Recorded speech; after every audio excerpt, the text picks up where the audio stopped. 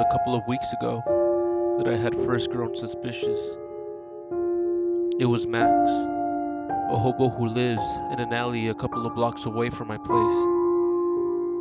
I was walking home from school when I saw an odd, rope-looking thing stretching vertically out of the back of the man's neck as he was sitting on a dirty old mattress.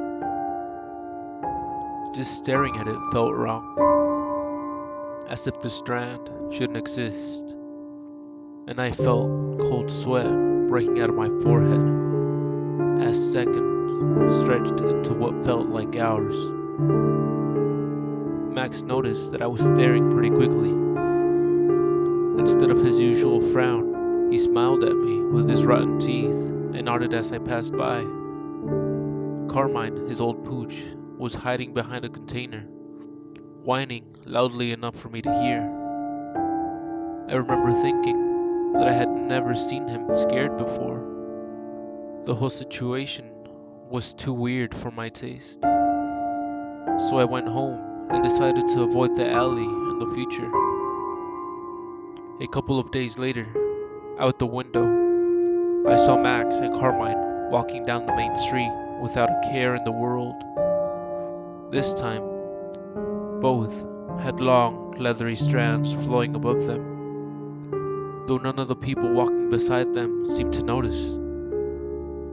I asked Mom if she could see the strand, but she looked at me as if I was going mad.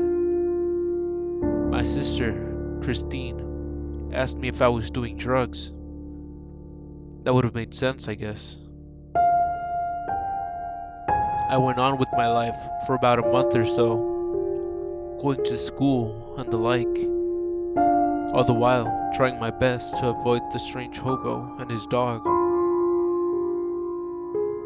It was in front of the school, in fact, that I saw it again. A strand stretching high into the air. I first thought Max had followed me, which was terrifying in its own right, but the actuality was worse. It was the father of one of the kids. He just smiled and nodded when he caught me staring at him. I cried when I came home. From that point on, things snowballed.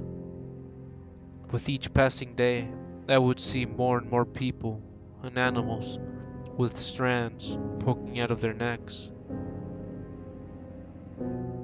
It didn't take me long to realize that they had all been connected to things that were floating a few feet above their heads.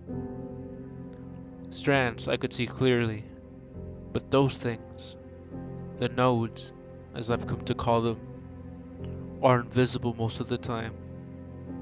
Well, maybe not invisible, but definitely displaced somehow. I could only ever catch a glimpse of them from time to time. They're not pretty. Yet when I look at Max, Carmine, and all the other people and animals that have strands coming out of them, I see them being content. It's subtle, but you don't ever catch them arguing or working against one another. It's like they're all one, and for that reason, I feel as if I'm losing out. My mom slapped Christine yesterday for whoring around. They had been arguing for an hour before that.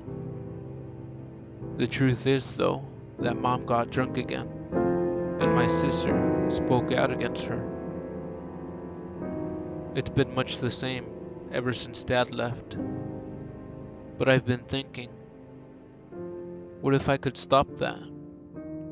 What if I could make us a proper family again?